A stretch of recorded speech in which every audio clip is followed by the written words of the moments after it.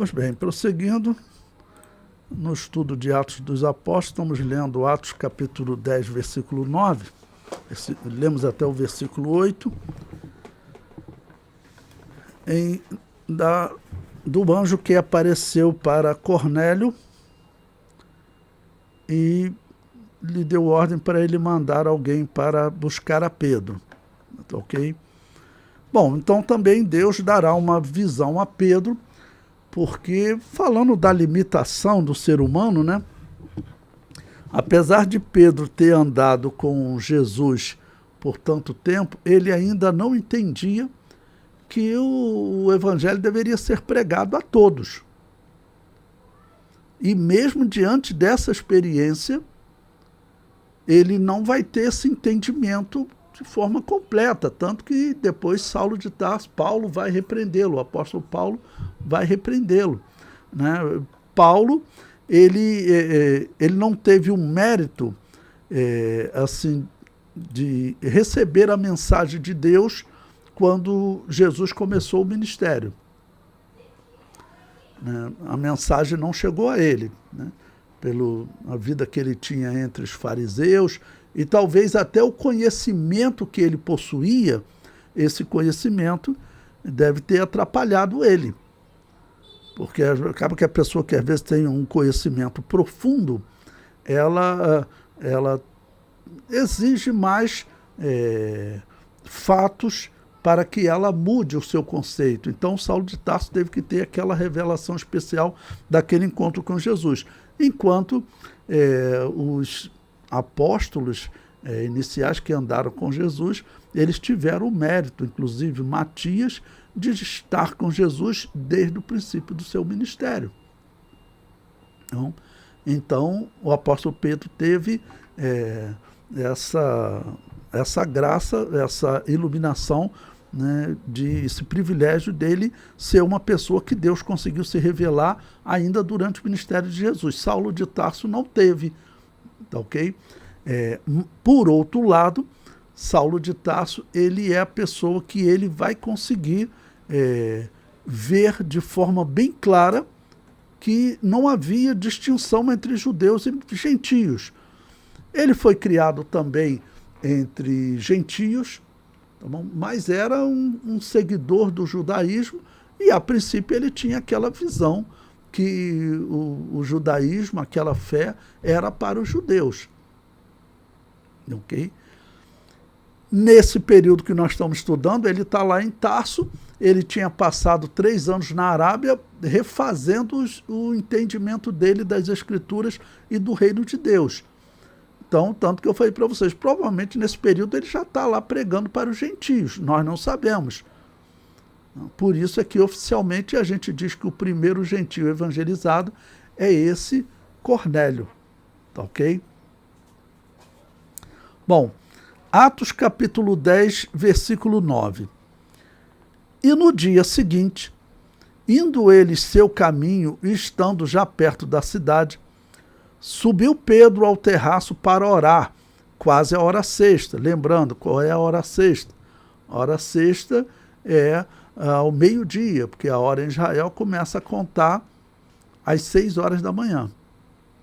Então, próximo do meio-dia, ele subiu ao terraço para orar. Versículo 10. E tendo fome, quis comer.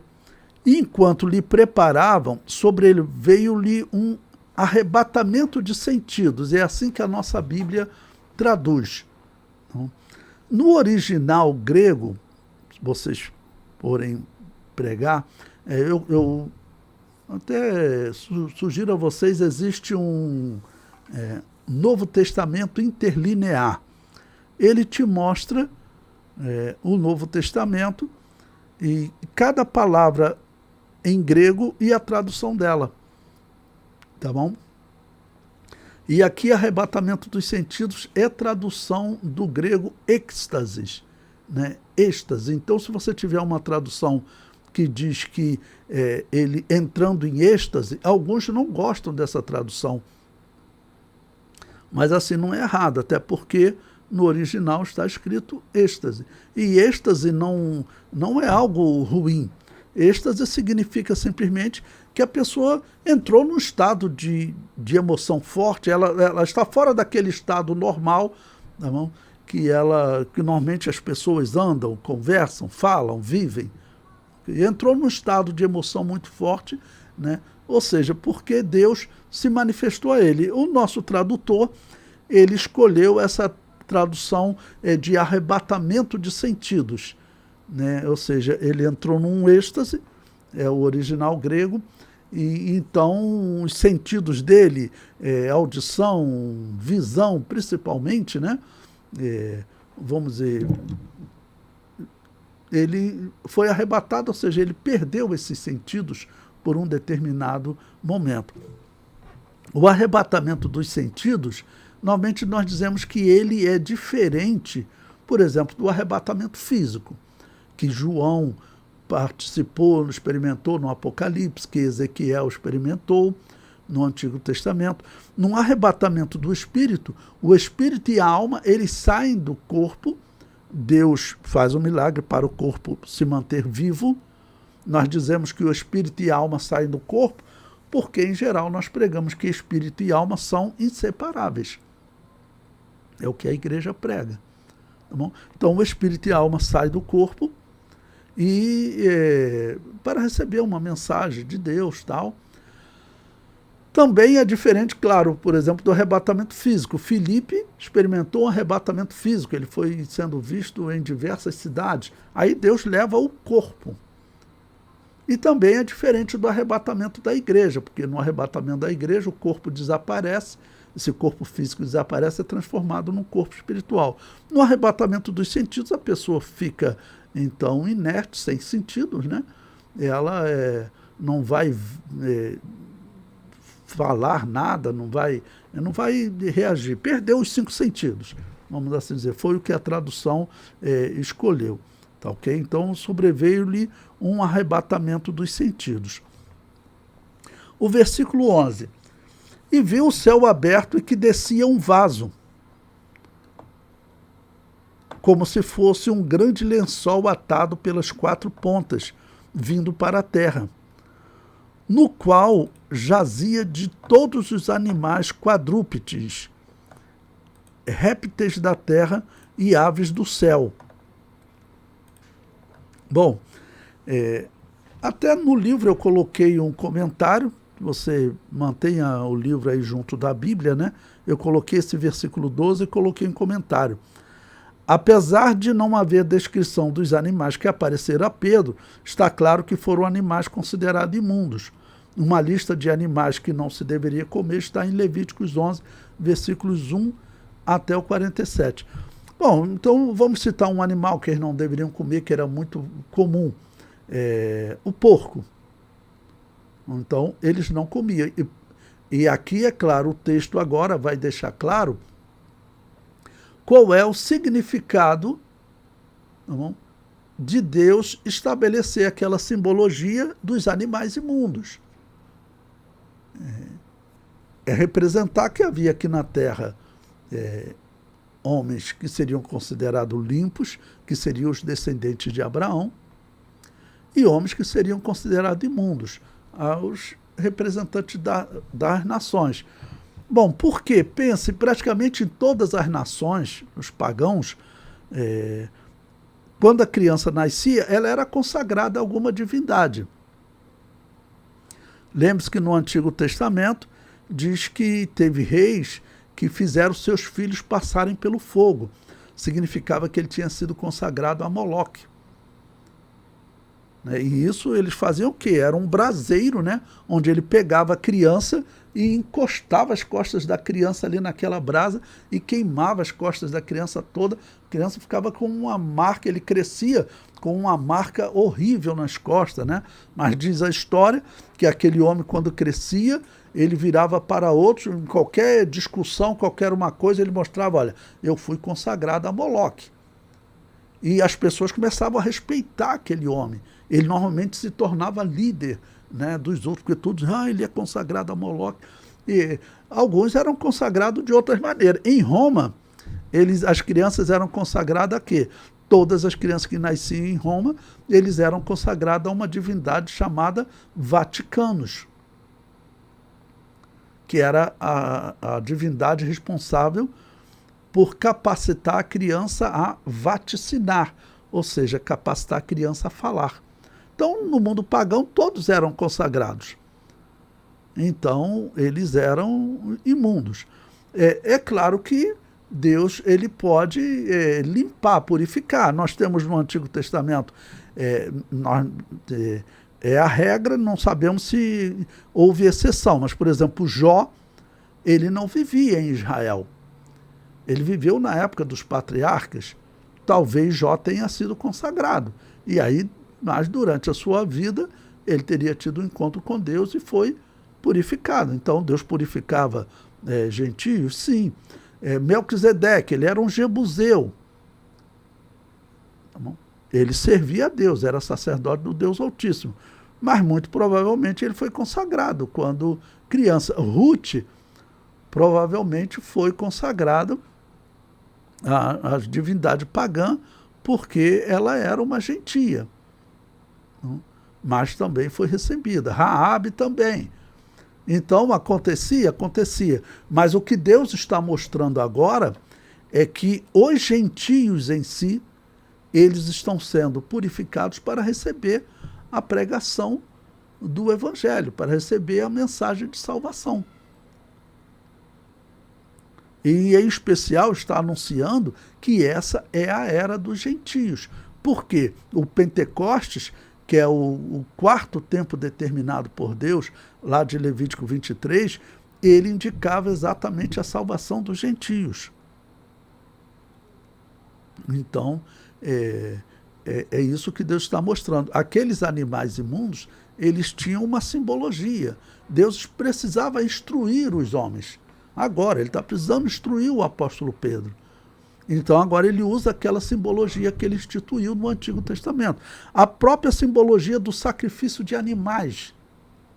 Aquela simbologia era temporária. Ela simbolizava a morte do Cordeiro de Deus, o sacrifício perfeito. Por isso que aquele sacrifício foi abolido.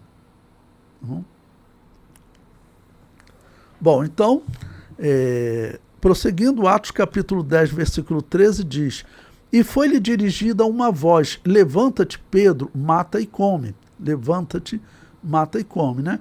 E eu comento no livro, era uma ordem que afetava diretamente a lei do ritual judaico, que proibia comer animal imundo. Ok? No versículo 14, que eu coloquei no livro também, mas Pedro disse: De modo nenhum, Senhor, porque nunca comi coisa alguma comum e imunda. E eu comento, Pedro percebeu que a visão vinha do Senhor, mas se recusou a comer. Ele certamente pensou que era uma provação, né?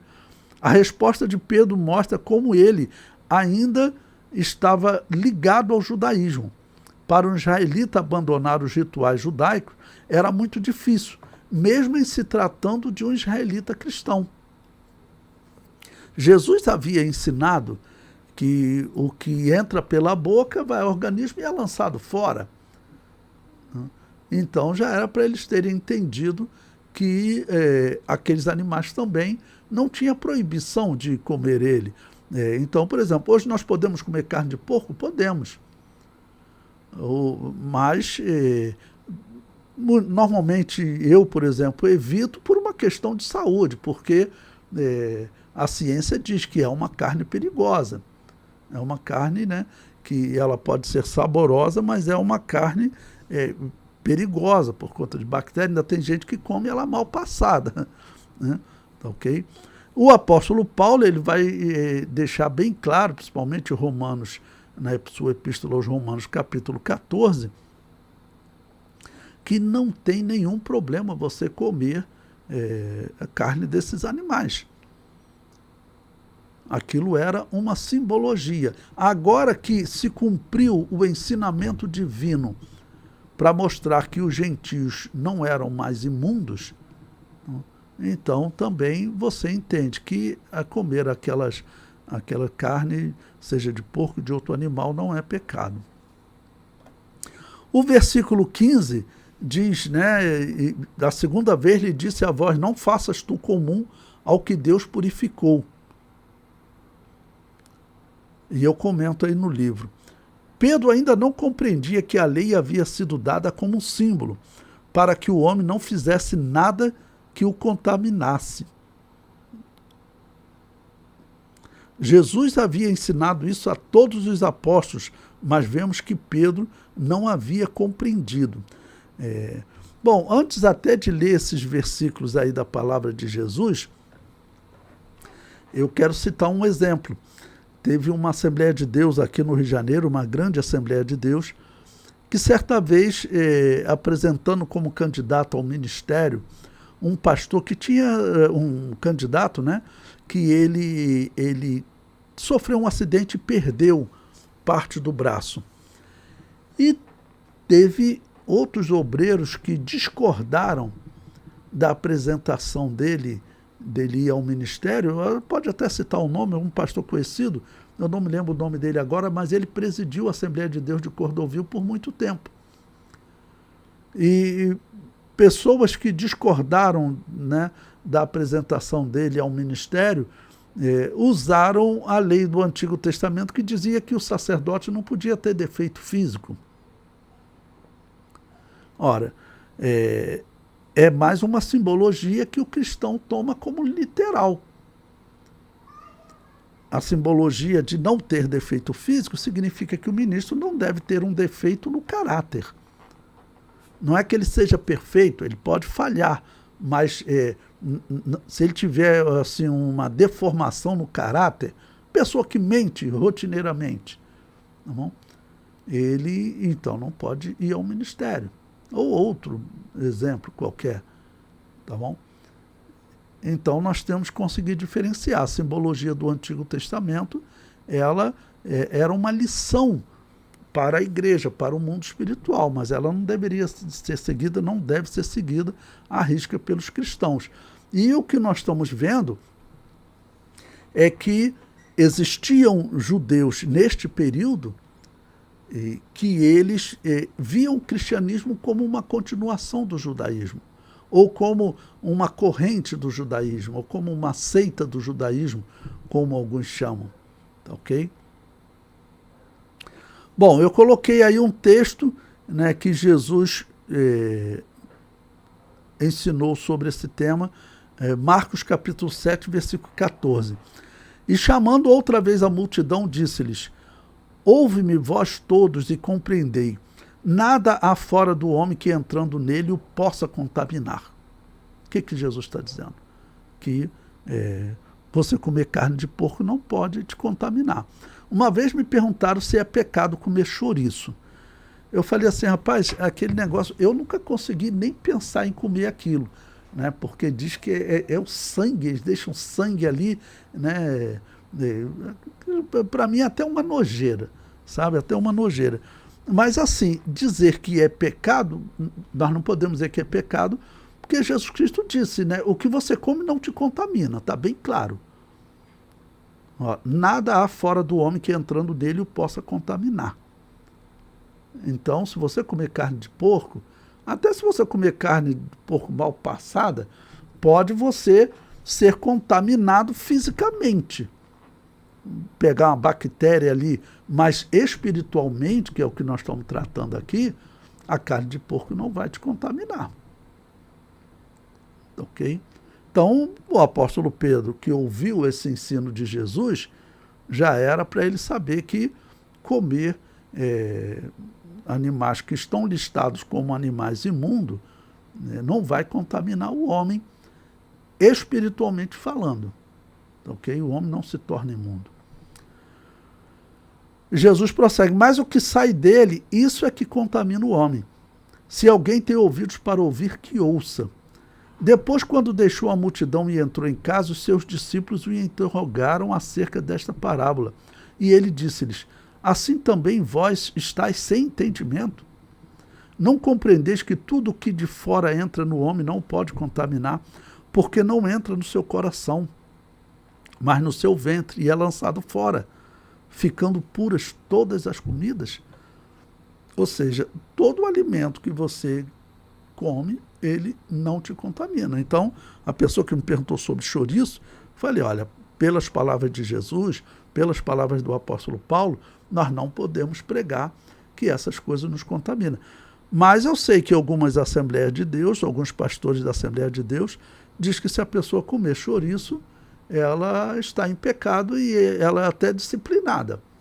Bom, seguindo essas palavras de Jesus aqui, não, ela não está contaminada, tá ok? Pois bem, prosseguindo, o versículo 17, a nossa tradução, ela diz o seguinte: e estando Pedro duvidando entre si acerca do que seria aquela visão que tinha visto, eis que os varões que foram enviados por Cornélio pararam à porta perguntando pela casa de Simão. Bom, um comentário aqui, esse estando duvidando, né? Bom, vou ler primeiro aqui o comentário do livro, diz: Pedro precisa interpretar corretamente o significado da visão. Saulo havia se convertido recentemente e havia se isolado na Arábia para reestudar o Antigo Testamento e ter a interpretação correta do significado da lei. Regras literais para simbolizar regras espirituais. Esse é o significado. O apóstolo Pedro precisava entender isso. Agora, comentar sobre aquele termo duvidando. Esse termo ele não é bom para a tradução, tá ok? A melhor tradução, segundo o dicionário Strong, para a palavra que é diaporeo, essa palavra seria perplexo, estando perplexo. Estando Pedro perplexo, ou seja, ele está perplexo. Perplexo significa assustado, atônito, né? Pensando, né, sobre aquela visão e ainda querendo entender. Mesmo ele tendo aprendido de Jesus, em algum momento ele ainda não consegue entender o significado. Mas não significa literalmente que ele está duvidando da revelação, que aí, colocar ali a palavra duvidando, pode ser que ele esteja duvidando da revelação, ou duvidando até da ordem. Então, é melhor a tradução perplexo, ok? Bom, o comentário no livro diz: Pedro parece ainda estar com um véu sobre o seu coração, ainda que parcial. Não conseguia ver toda a separação entre cristãos e o judaísmo. Em 2 Coríntios 3,15, o apóstolo Paulo escreve: e até hoje, quando é lido Moisés, o véu está posto sobre o coração deles. Né? Essa expressão ela é usada para descrever uma dificuldade de entendimento, que os judeus continuavam tendo essa dificuldade de entendimento. Paulo entendeu essa simbologia e a descreveu em Romanos 14, versículo 5 e 6. Um faz diferença entre dia e dia, mas outro julga iguais todos os dias. Cada um esteja inteiramente seguro em seu próprio ânimo. Aquele que faz caso do dia, para o Senhor o faz. O que come, para o Senhor come, porque dá graças a Deus. E o que não come, para o Senhor não come, e dá graças a Deus. Então ele tá dizendo, se alguém acha que não deve comer, então não coma. Cada um esteja seguro no seu próprio ânimo. Se ele está dizendo, né, que é indiferente, e aquele que come para o Senhor, o apóstolo Paulo, ele teve um entendimento daquela simbologia do Antigo Testamento. Né? Podemos dizer que, a princípio, o conhecimento que o apóstolo Pedro tinha das Escrituras era limitado. Dificilmente o pobre ele tinha uma cópia de um livro do Antigo Testamento que fosse com ele na sua casa para poder ler, como nós temos hoje uma cópia da Bíblia. Era muito difícil. Saulo de Tarso tinha, né, e tem vezes que ele escreve a Timóteo, traga-me os pergaminhos, mas um pergaminho era muito caro, irmãos. porque uma cópia do livro de Isaías, ele demora 6 meses para ser feito. Naquele tempo, né, que era escrito em pergaminhos, em peles de animais curtidas. E é claro, a pessoa que fez aquela cópia, ela vivia de fazer essa cópia. Então, ela fazia isso para ela se sustentar. E ela vendia. Então, quanto seria vendido um trabalho de 5, 6 meses? Era muito caro. Então, o apóstolo Pedro, ele, muito provavelmente, ele dependia de ir à sinagoga para ouvir leitura da Bíblia. E fazia isso provavelmente todo sábado. Mas é diferente você depender da leitura e da explicação de fariseus, de levitas, de sacerdotes, ou você ter a Bíblia nas suas mãos. Ok?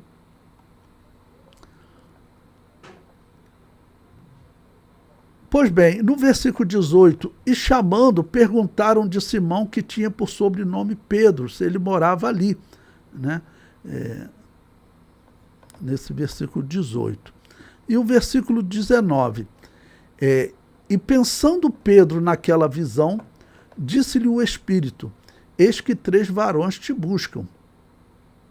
Aí eu coloquei esse versículo aí no livro também, né? E pensando Pedro naquela visão, o Espírito Santo deu ordem a Pedro para que acompanhasse os varões, para que os varões que lhe haviam sido enviados.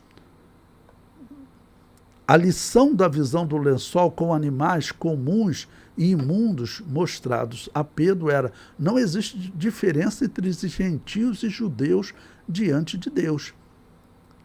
E agora, em especial, estão vivendo a era dos gentios, a era da igreja.